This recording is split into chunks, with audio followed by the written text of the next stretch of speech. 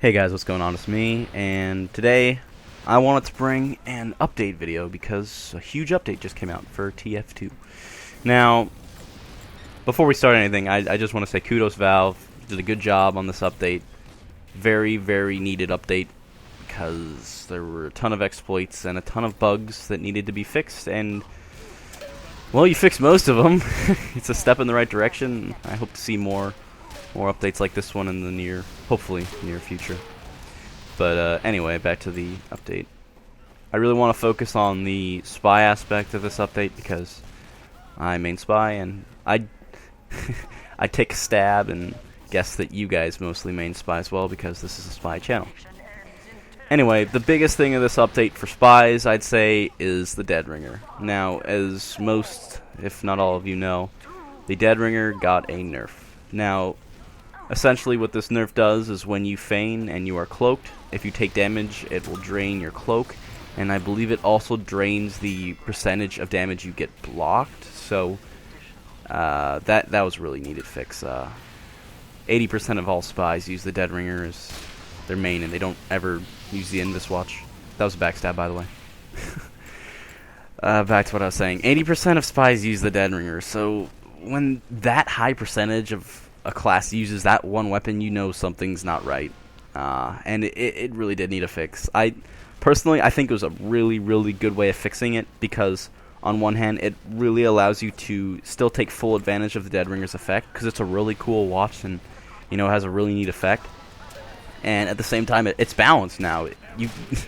If you are a main of another class, you really can't complain about the Dead Ringer now because that whole 6.5 seconds you had to wait to kill them before is now like 2. So don't complain. It's fair. It's balanced now. It was a good fix.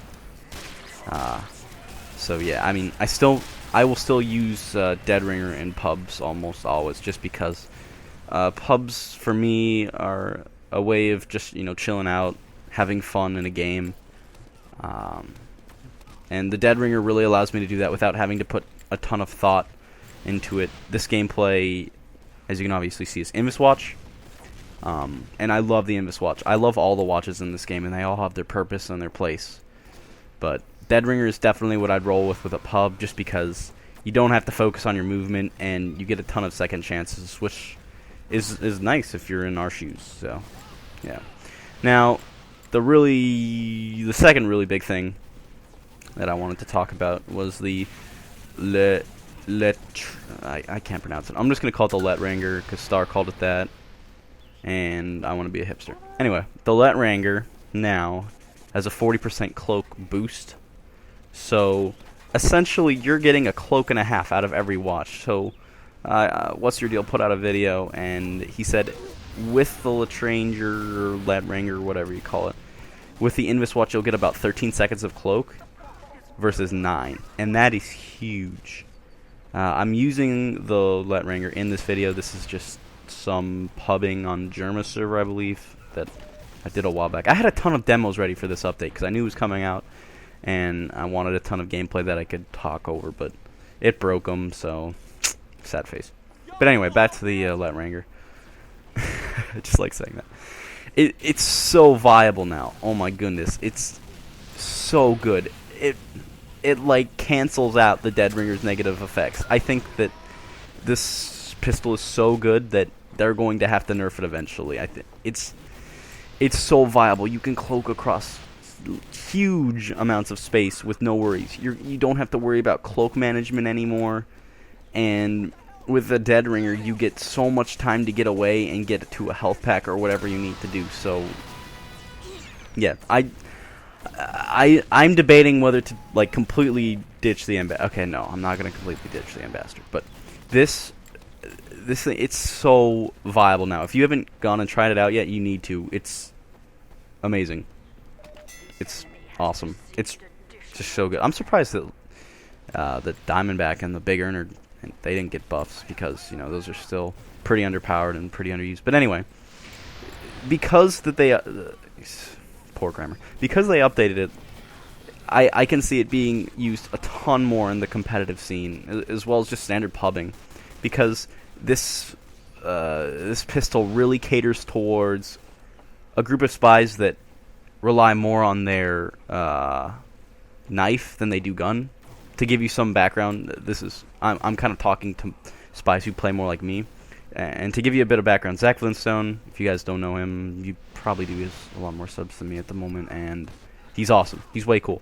But we've had our Strange Festive Ambassadors for about the same amount of time. And I farmed mine, okay? Well, I didn't farm it. I had, like, when I first got it, I had, like, 2,000 kills on my Strange Ambassador. So I cleared that one, and then I put, like, 2,000 on my Festive one. I think it was more like 1,000, but I don't remember. But he didn't do that, and he already had a Hail Zone Ambassador. And now he has another Hail Zone Ambassador. And I don't even have mine to Epic yet. So that kind of gives you a little bit of reference as to how much I use my revolver versus spies who use it a lot more. And I'm not saying that's a bad thing. Maybe I just have horrible aim. that could be all it is. But I know, honestly, I use my knife a lot more than I use my gun.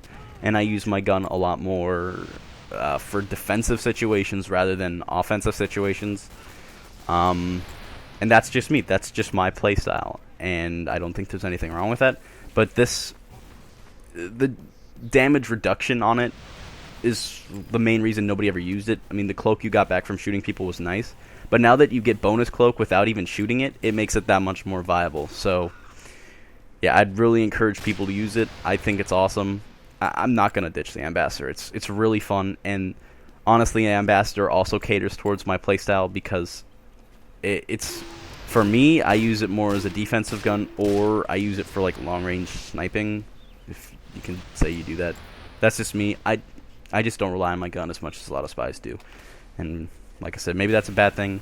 Maybe that's just a different play style, but I've really been trying to become more versatile with all the weapons, and this is where I am now. So don't hate me for it. You know, just let me be. Just leave me alone. Gosh.